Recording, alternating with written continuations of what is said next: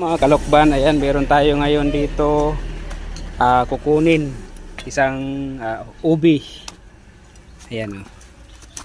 Yan, ubi po yan. Yan, tuyo na ang dahon niya. Oh. Yan. So itong ubi po na to mga kalokban ay galing po to sa Samar, sa lugar namin. Sa Northern Samar. So tinanim dito.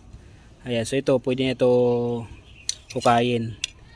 Ayan, ang laki siguro ng laman nito mga kalokban. At meron pa dito po mga kalokban, ubi. Ayan, oh. Ayan, laki, oh. Laki ng laman. Ayun pa, oh. So ito po siya. Ayan. Malapit na rin matuyo yung mga dahon po niya mga kalokban. Ayan. So ito yung munting garden po namin mga kalokban. Hindi katulad nito. Ayan, so wala na talaga siya, oh. Natuyo na talaga yung niya, yung puno po niya. Ito yung mga dahon. So ngayon hukayin natin itong mga kalokban na ubi na to.